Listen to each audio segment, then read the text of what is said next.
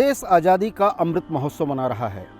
आज़ाद 75 वर्षों की यह यात्रा कहाँ तक पहुँची है, कभी कभी जब हम मुड़कर देखते हैं तो लगता है कि पीछे कुछ छूट गया है। इसी छूटे हिस्से को देश की सरकार ने देखा, नीति आयोग ने देखा और प्रदेश के 8 जिलों को आकांक्षी जिलों में सूचीबद्ध किया।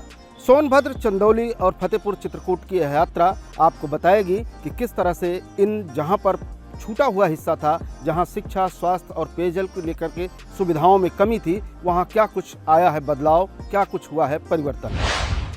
ऐसे जिलों को, जनजातीय समाज को किसी से पीछे नहीं रहने देगी। हमारी सरकार ने सोनभद्र को आकांक्षी जिला अभियान में शामिल किया है। बिजली कनेक्शन हो, शौचालय हो, गैस कनेक्शन हो, शिक्षा हो, स्वास्थ्य हो, ऐसी हर सुविधा के लिए सोनभद्र और आसपास के क्षेत्र को प्राथमिकता दी जा रही है।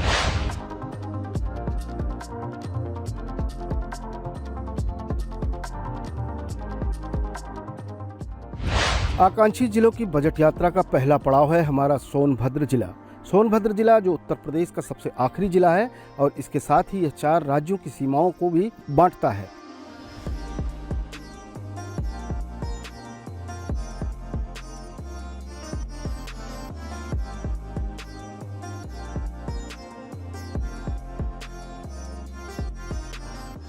यहाँ देखते हैं कि शिक्षा, स्वास्थ्य और मूलभूत सुविधाओं में क्या आमूलचूल परिवर्तन आया है। लेकिन सबसे पहले बात करते हैं हम शिक्षा की और देखते हैं विकासखंड घोरावल के प्राथमिक और जूनियर स्कूलों में क्या दशा है, किस तरह से वहाँ पर इंफ्रास्ट्रक्चर को बढ़ा करके विद्यार्थियों को शिक्षा दी जा रही है।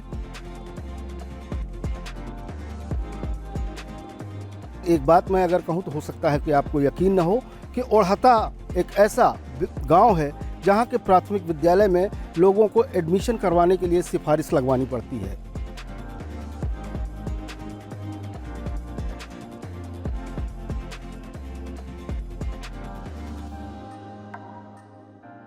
Wake up, it's a lovely day. Oh, please get up and come and play. The birds are singing in the trees and you can hear the buzzing bees.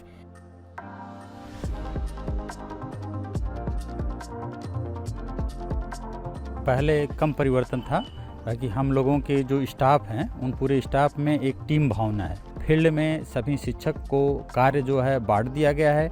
Game कौन देखेगा, विद्यालय में पुस्तकालय में पठन पाठन और पुस्तकों का वितरण कौन देखेगा, ये सारे चीज़, खान पान में बच्चों का खाने पीने में जो किचन में कौन सी किनकी ड्यूटी लगी है, वो साप्ताहिक ड्यूटी उनकी लगाई जाती है। उसमें सभी लोग मिल करके सभी के सहयोग से हम लोग विद्यालय के विकास के लिए आगे काम कर रहे हैं।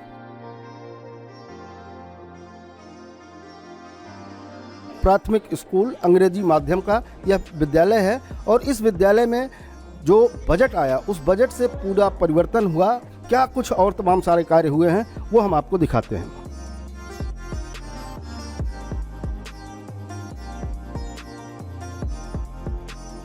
किस तरीके से यहाँ परिवर्तन आया। अमृता जी, कितने सालों से आप यहाँ पे विद्यालय में हैं? मैं यहाँ 2016 से प्रधानाध्यापक के रूप में कार्यरत हूँ और जब मैं आई तो यहाँ पर विद्यालय में कुछ भी यहाँ पे सुविधा नहीं थी, जिससे कि यहाँ पर नामांकन के लिए भी कतराते थे लोग। और जब हम लोग डोर टू डोर सर्वे के लिए जाते थे तो कहते थे कि खिचड़िया स्कूल में नाम नहीं लिखवाएंगे और सरकारी में कौन बच्चों को अपने पढ़ाता है। तो सर्वप्रथम हमारे विद्यालय प्रबंध समिति और अभिभावकों ने एक प्रण लिया कि हम इस विद्यालय का कायाकल्प करेंगे और उसी समय सोनभद्र आकांक्षी जनपद में जिसका सिलेक्शन हुआ, जिससे हमारे विद्यालय में, जैसा कि आज आप देख पा रहे हैं कि चाहे वो स्मार्ट क्लास हो या कायाकल्प के 19 बिंदुओं से हो, सभी चीज़ों से हमारा विद्यालय परिपूर्ण है। विद्यालय आज के करीब 8 साल 10 साल पहले की स्थिति बहुत ही बेहद नाजुक थी। ये जो आप फर्श देख रहे हैं, यहाँ पे 2 फीट पानी भरा करता था। बच्चे बरसात में बड़ा विचित्र स्थितियों में आ गए थे। लोग उंगली पकड़ के उनको पार करते थे, क्लास तक अध्यापिकाएं पहुँचाती थीं। इसके बाद क्रमशः धीरे धीरे कायाकल्प आया। कायाकल्प के माध्यम से फिर विद्यालय में प्रोग्रेस करना शुरू किया। Roses are red, violets are blue, sugar is sweet and so are you. तो आप देख सकते हैं कि अगर सरकार दूरगामी योजनाएं तैयार करती है, निश्चित रूप से पिछड़ापन जो एक बदनुमा दाग होता है वह भी साफ होता है, लोगों के जीवन में परिवर्तन आता है और वो उस मुकाबले के लिए तैयार होते हैं जिन मुकाबलों के लिए शहर जाने जाते हैं, गांव भी उनके बराबर आकर के खड़े होते हैं। सोनभद्र के बिंद और कैमूर की पहाड़ियों की गोद में बसे गांव के कंठ सूख गए थे। एक मानव शक्ति का काम था कि वो दिन भर पानी ढोते थे, पेयजल के लिए पानी इकट्ठा करते थे, लेकिन भारत सरकार की महत्वाकांक्षी योजना हर घर नल से जल इनके जीवन में बदलाव लेकर के आई है। किस तरह से वह बदलाव आया है, आइए देखते हैं। कहने को बिंद की इन पहाड़ियों के बीच से सोन नदी का अथाह पानी बहता है,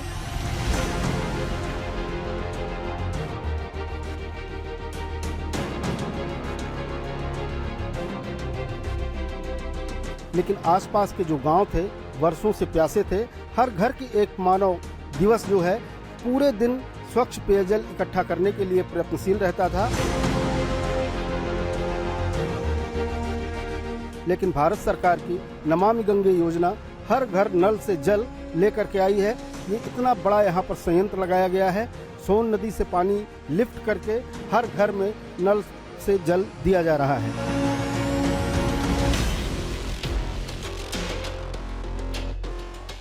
पूरे गांव में पहले तो एक ही कुआं था, सभी लोग इसमें जाते थे, भरते थे। अब तो घर पे पानी मिल रहा है पीने के लिए। पहले तो बहुत तकलीफ थी साहब, हम लोग नदी से 2-2, 3-3 किलोमीटर दूर से पानी लाते थे। अभी तो घर पे शुद्ध पानी आ रहा है आरओ का। बहुत दिक्कत रहा या बढ़िया पानी मिला था। बहुत दिक्कत है, पानी ढोए को तो चपारे पर से लाल पानी आवत रहा है, तो बहुत बढ़िया हो गया। बहुत ही कठिन परिस्थितियां हैं जल को लेकर, तो सरकार की प्राथमिकता में सबसे पहले फर्स्ट फेज में इस जनपद को बुंदेलखंड के साथ लिया गया है। बिल्कुल 12 परियोजनाएं इस समय संचालित है और पूरे जनपद को हम कवर कर रहे हैं। आकांक्षी जनपद के तहत इसको लेकर जिस प्रकार के देश के प्रधानमंत्री मोदी जी ने एक पॉइंट दिया और उसकी नियमित समीक्षा की, उसका परिणाम भी दिख रहा है। जब से प्रदेश में और देश में भाजपा की सरकार आई है तब से आप देखें, पहले अभी डीएमएफ का एक फंड यहाँ क्रिएट हुआ, उस फंड से हम सब लोग आज जिले में जैसे शिक्षा के क्षेत्र में, स्वास्थ्य के क्षेत्र में, जल संरक्षण के क्षेत्र में, सुरक्षा के क्षेत्र में जो कुछ भी जरूरी है उसको कर पा रहे हैं।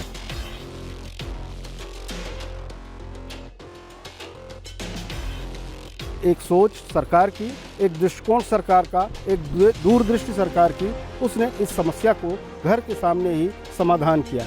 एक बड़ी परियोजना, महत्वाकांक्षी परियोजना कहीं ना कहीं लोगों के जीवन को, जिसमें बहुत ही कठिनाइयाँ थी, उसको आसान किया है। सोनभद्र का एक इलाका अगर मिनरल्स और माइंस के लिए जाना जाता है तो दूसरा इलाका टमाटर और मिर्च की खेती के लिए जाना जाता है। यह टमाटर और मिर्च केवल देश की ज़रूरत नहीं पूरा करता, बल्कि पड़ोसी देशों को भी यहाँ से टमाटर और मिर्च सप्लाई होती है। निश्चित रूप से टमाटर और मिर्च की खेती से ऊपर उठ करके अब किसान जो है स्ट्रॉबेरी और ड्रैगन फ्रूट की खेती की तरफ जो है मुड़ रहे हैं। उन्हें मालूम है किस खेती में कहाँ कितना फ़ायदा है और कहाँ से उनको परिवर्तन हो सकता है। सरकार उसके लिए भी सहायता प्रदान करती है। ड्रैगन फ्रूट, टमाटर, मिर्च और स्ट्रॉबेरी की खेती आइए देखते हैं। सोनभद्र का ये कुशी इलाका है। इस इलाके में टमाटर, मिर्चा, ड्रैगन फ्रूट और अनेक प्रकार की बड़े पैमाने पर खेती की जाती है। सरकार की अनेक उन योजनाओं से जुड़ करके सावा, कोदो, इससे भी आगे बढ़ करके अब ड्रैगन फ्रूट और स्ट्रॉबेरी की ओर किसान जो है देख और सोच रहा है। पहले यहाँ मिर्चा ही टमाटर का मेन खेती था, लेकिन अब लोग नए ढंग की जो खेतियाँ हो रही हैं इसको देखकर लोगों का मन में परिवर्तन आ रहा है। अब टेक्नोलॉजी पहले से बहुत बदल चुकी है और सरकार भी सुविधा दे रही है।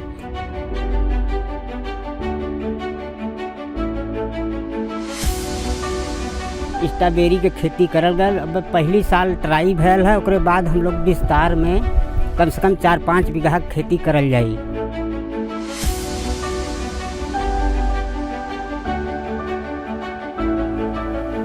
मिर्च की खेती तो हमको लग रहा है कि कम से कम 1000 एकड़ में होगा। प्लस हम लोग नेपाल, गोरखपुर, आपके उधर नौतलवा, नेपाल बॉर्डर, बहुत जगह जाता है, बिहार उहार सब, पटना वगैरह हर जगह जाता है। दरअसल हमारे जनपद में वाटर लेवल लगातार नीचे चला जा रहा है, इसलिए सिंचाई में थोड़ी दिक्कत आती है। लेकिन हम लोगों ने ड्रिप और मिनी स्प्रिंकलर के माध्यम से सिंचाई की व्यवस्था इतना बढ़िया बनाई है कि हमारे जनपद में जो है वो रबी खरीफ के अलावा जायद में भी सब्जियों की खेती होने लगी है, जिसका परिणाम ये हुआ है सर कि पिछले 4 सालों में हमारा टमाटर का क्षेत्र लगभग गुना हुआ है। आकांक्षी जिलों की बजट यात्रा का दूसरा पड़ाव है हमारा चंदौली जिला। खूबसूरत झीलें निश्चित रूप से लोगों को आकर्षित करती हैं। केवल झीलें ही नहीं, झरने भी यहाँ पर देखने को मिलते हैं। अब जबकि नीति आयोग की नज़र इस पर पड़ी है तो स्वास्थ्य की सुविधाएं हो या ग्राम सचिवालय हो, वो सारे ऐसे काम कर रहे हैं जो जनता की बेहतरी के लिए काम कर रहे हैं। स्वास्थ्य सुविधाओं में बढ़ोतरी हुई है और साथ ही ग्राम सचिवालयों से लोगों को सुविधाएं भी मिल रही हैं।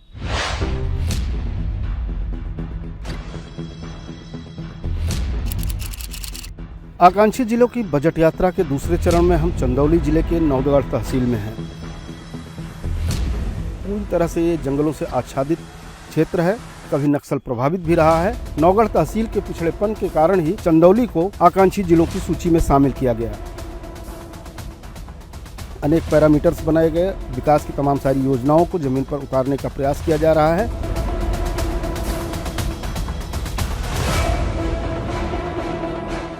पहले क्या था कि लोग ब्लॉक के चक्कर काटते थे, दौड़ते थे, लेकिन फिर भी काम नहीं हो पाता था। यहाँ पे एक छत के नीचे सारी सुविधा उपलब्ध है जनता को। स्कूलों में पहले क्या होता था कि काफ़ी व्यवस्थाएं नहीं थी। आज बैठने के लिए कुर्सी, टेबल, और नौगढ़ तहसील के मैं बताना चाहूँगा कि 43 ग्राम पंचायत है, लगभग सभी जगह आपके 18 मानकों पे सारे विद्यालय खरे उतरेंगे। अगर सरकार दूरगामी योजनाएं तैयार करती है, निश्चित रूप से पिछड़ापन जो एक बदनुमा दाग होता है वह भी साफ होता है। जो नौगढ़ तहसील है, पर्यटन की असीम संभावनाओं को लेकर के है।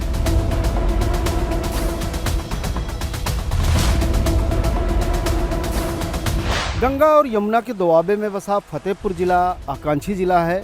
यहाँ पर उर्वर उपजाऊ भूमि है, साथ ही खनिज पदार्थ भी हैं। लेकिन सुविधाओं की अगर हम बात करें तो कहीं न कहीं अभी तक उपेक्षित रहा है। यही कारण है कि नीति आयोग ने उत्तर प्रदेश के 8 जिलों की सूची में फतेहपुर को भी डाला। अब देखने वाली बात है कि स्वास्थ्य सुविधाओं की जिस कमी को लेकर के लोग परेशान रहते थे, वह स्वास्थ्य सुविधाओं में क्या कुछ बेहतरी आई है, आइए देखते हैं। गंगा और यमुना के दोआबे में बसा हुआ ये फतेहपुर आकांक्षी जिलों में शामिल है।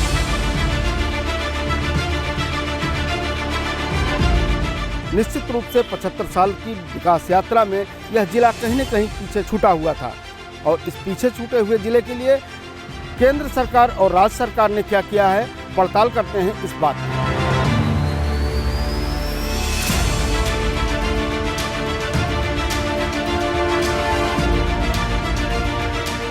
नीति आयोग से हमें जो भी फंड मिला हमारे हॉस्पिटल के लिए, और जो हॉस्पिटल में हमें फ़ंड मिला, हम उससे एक बेहतरीन सेकेंड वेव जब हमारी आई, हम ऑक्सीजन प्लांट और ऑक्सीजन पाइपलाइन के द्वारा हमें यहाँ पे सारी सुविधाएं पूरी कर दी गई। उससे हम बहुत अच्छी तरह से संचालन कर पाए।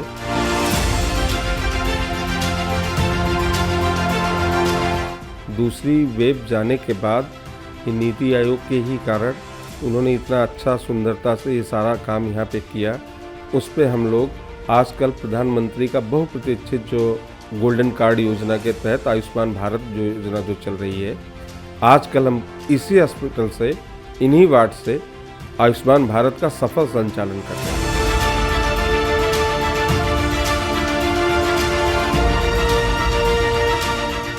यहाँ पे हमने 2 बेड का हाई डेफिशिएंसी यूनिट बनाया है, 2 बेड का एसडीयू बना हुआ है, जिसमें गंभीर रोगियों के लिए जो सांस की ज़्यादा जिनको दिक्कत होती है, हम उनका ट्रीटमेंट कर पा रहे हैं।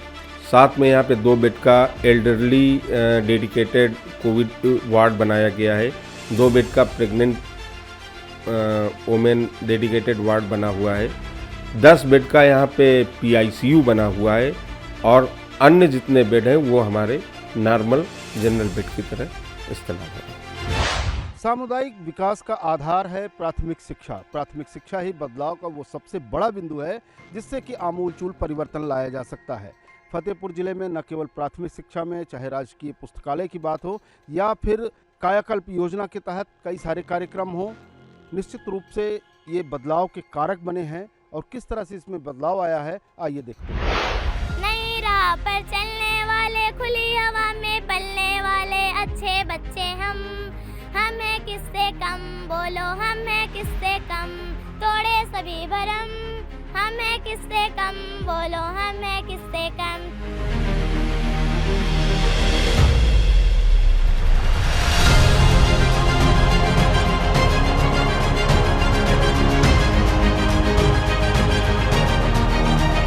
पहले इस स्कूल का नामांकन ना के बराबर था, यानी 10-15 बच्चे ही मुश्किल से थे।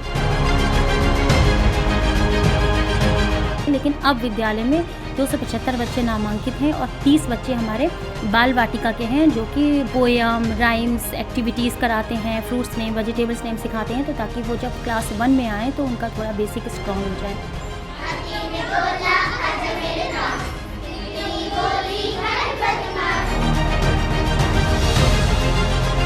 नीति आयोग के तहत बहुत सारे काम हुए हैं जिसमें टाइल्स लगा है और वाटर प्यूरिफाई यहाँ पर हो गया है, सबमर्सिबल लग चुका है स्कूल में, पूरे स्कूल में लाइट है, इन्वर्टर है, प्रोजेक्टर मिला है इसके तहत हम लोगों को, तो इससे बहुत अच्छा आकर्षण आ गया, स्कूल का एक लुक आ गया है।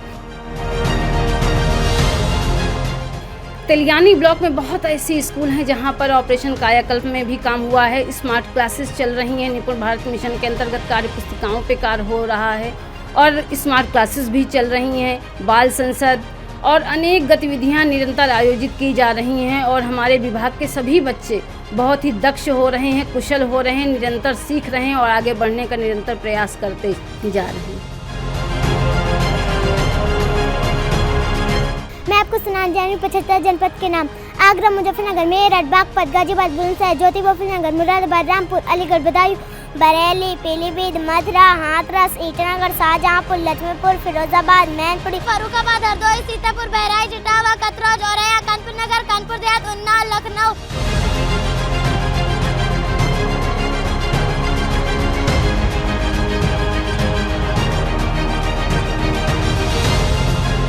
की तरफ से और नीति आयोग के निर्देशन में एक एडाप्टिव लर्निंग हेतु 10 करोड़ के आसपास की धनराशि मिली है, जिसको भी हम लोग अभी खर्च कर रहे हैं, जिससे कि क्वालिटेटिव आउटकम्स लर्निंग के बढ़ेंगे।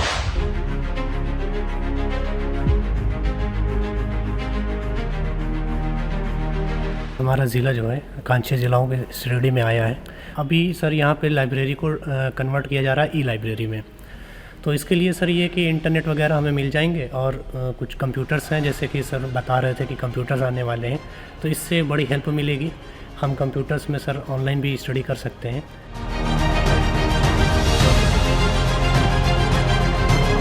अलग अलग प्रिपरेशन के लिए हम लोग यहाँ पे आते हैं, जैसे तो यहाँ का जो भी है, जितनी भी पॉसिबिलिटीज़ की गई हैं, एक इन्वायरमेंटल अच्छा है, एक डिसिप्लिन मेंटेन होती है यहाँ पे, तो पढ़ाई का भी काफ़ी अच्छा सोर्सेज है।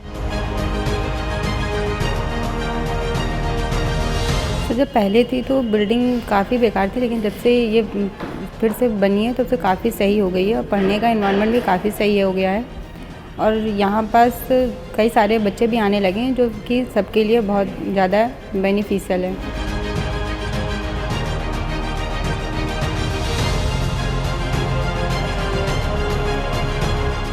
जब से लाइब्रेरी बनी है तो बहुत सुविधा हो गई है, जिससे क्या हुआ है कि स्टूडेंट्स भी बहुत ज़्यादा बढ़ रहे हैं, तो इससे क्या है कि सीट्स की हमको लगता है कमी हो, इसमें सीट्स की बहुत कमी है। जब बच्चे बहुत ज़्यादा आ जाते हैं एक साथ तो फिर सीट्स की प्रॉब्लम हो जाती है, जिसमें बहुत से बच्चों को वापस जाना पड़ता है। अब लाइब्रेरी में 2 बिल्डिंग्स हो गई ऊपर नीचे का, तो यहाँ पर स्टाफ की कमी है, 1-2 लोग और होने चाहिए जिससे सब कुछ मेंटेन हो पाए। 1985 के आसपास में इसका निर्माण हुआ है, तब से बहुत ही पिछले स्तर पर रही, लेकिन पिछले कुछ वर्षों में नीति आयोग द्वारा, भारत के सांस्कृतिक मंत्रालय द्वारा काफ़ी कुछ ध्यान दिया गया इस तरह भी, तो यहाँ पाठन की जो व्यवस्था है बहुत ही गुणवत्तापूर्ण हुई है, बहुत ही अच्छी हो गई है। नीति आयोग द्वारा अभी हाल ही में यहाँ पे लगभग 50 लाख के आसपास की धनराशि स्वीकृत की गई, जिससे ऊपर डिजिटल लाइब्रेरी के रूप में इसका डेवलपमेंट किया जाना है। बिल्डिंग का निर्माण हो जाने से बैठने उठने के बच्चों की सुविधा भी हो गई है और हम जैसे ही इसको ई लाइब्रेरी के रूप में डेवलप कर लेंगे बच्चों को कंटेंट प्राप्त करने में पढ़ाई और सावधानी और सुविधाएं प्राप्त हो जाएंगी। चित्रकूट के पाठा के बीहड़ और वहाँ की धार्मिक महत्ता यही चित्रकूट की पहचान थी। कहीं न कहीं किन्हीं न किन्हीं कारणों से पाठा के बीहड़ों में न जल था न जीवन था। जीवन था तो वो भूखा था और कहीं न कहीं सरकार की वो तमाम सुविधाएं जो उन तक पहुंचनी थी वो नहीं पहुंच सकती थी। सड़कें नहीं थी, लेकिन सड़कों का विकास हुआ है, तालाबों का निर्माण हो रहा है। जो कंठ सूखे थे उन्हें आज घर पर नल से जल मिल रहा है। साथ ही इसके जो सरोवर बनाए गए हैं वो चित्रकूट के तमाम सारे ग्राउंड वाटर को ऊपर ले आने में कहीं न कहीं कामयाब हो रहे हैं। इन सारी व्यवस्थाओं को स्वास्थ्य से लेकर के शिक्षा और जलाशयों के निर्माण की कहानी को देखते हैं चित्रकूट जिले से। चित्रकूट के घाट पर भय संतन की भीड़, तुलसीदास चंदन घिसें, लगावत हैं रघुवीर। ये पावन धरती चित्रकूट है। नीति आयोग ने इसे भी आकांक्षी जिलों के सूची में सूचीबद्ध किया है। कारण साफ है कि यहाँ पर मूलभूत सुविधाएं और यहाँ पर जो विकास समुन्नत होना चाहिए था वो आज तक नहीं हो पाया है। पर्यटन नगरी, धार्मिक नगरी चित्रकूट के मूलभूत संरचनाओं के विकास न होने के कारण पर्यटन नगरी के रूप में जो विकास की यहाँ पर धारा देखी जानी चाहिए वह आज तक दिखाई नहीं दी है। सनातन धर्मावलंबियों में के मान्यताओं के अनुसार सुदूर देश से लोग यहाँ खिंचे चले आते हैं, लेकिन यहाँ के लोग अनेक पर्यटन संबंधी सुविधाओं से वंचित हैं, जिस पर नीति आयोग लगातार काम कर रहा है। और इसके साथ ही किस तरह से नीति आयोग के हस्तक्षेप के बाद से चित्रकूट का विकास हुआ और चित्रकूट के लोगों ने विकास की मुख्य धारा में जुड़ने की जो प्रक्रिया होती है उसकी शुरुआत में किस तरह से जुड़ रहे हैं, आइए देखते हैं। मूलभूत सुविधाओं में अगर हम बात करें तो सबसे पहले प्राथमिक सुविधा होती है स्वास्थ्य की। स्वास्थ्य सुविधाओं की तमाम सारी व्यवस्थाओं को बदलने के लिए नीति आयोग ने यहाँ पर चित्रकूट में जो है फंडिंग की और उससे आकस्मिक सेवाओं में भी विस्तार किया गया। वहाँ पर सुविधाएं भी बढ़ाई गई, मशीनें लगाई गई और इसके साथ साफ सफाई या अन्य जो ज़रूरतें होती हैं उन ज़रूरतों को भी बढ़ाया गया है।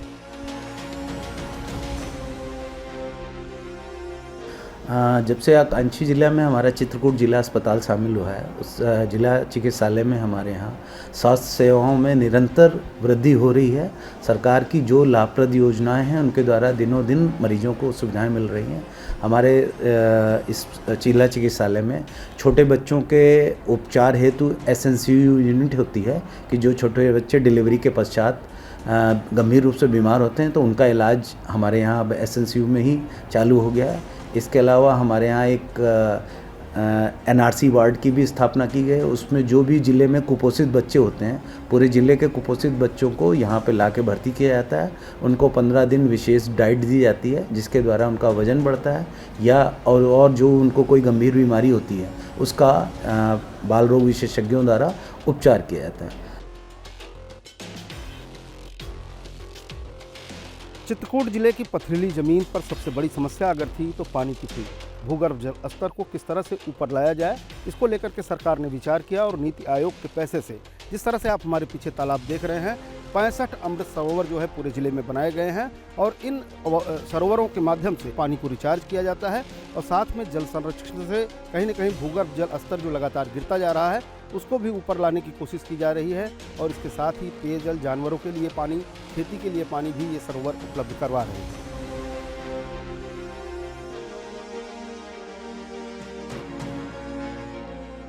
आकांक्षी जनपद की योजना में जब से सम्मिलित हुआ है चित्रकूट तो थोड़ा एक्स्ट्रा अटेंशन हमें मिलता है और हमारी समीक्षा भी अलग से होती है। तो उसके क्रम में जो भी विभिन्न योजनाएं चलती हैं उनकी तो समीक्षा होती है। अलग से नीति आयोग के कुछ पैरामीटर्स हैं जैसे कि हेल्थ है, एजुकेशन है, न्यूट्रिशन है, फाइनेंशियल इंक्लूजन है, ट्रेनिंग प्रोग्राम्स हैं, तो उसमें भी हमारी मार्किंग होती है।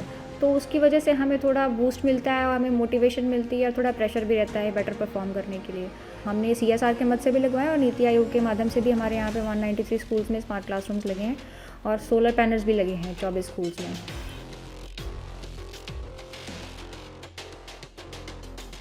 आकांक्षी जिलों की बजट यात्रा का ये था हमारा पहला एपिसोड जिसमें हमने सोनभद्र, चंदौली, फतेहपुर और चित्रकूट की कहानी आपको दिखाई। कामना यही है कि आकांक्षी जिलों की आकांक्षाएं पूरी हों, वो भी कदम ताल कर सकें उन जिलों के बराबर जो विकसित हैं या विकसित होने की कगार पर हैं। साथ ही लोगों की दुश्वारियां कम हो। लेकिन अगले एपिसोड में आपको बाकी 4 जिलों की कहानी दिखाएंगे। तब तक के लिए नमस्कार।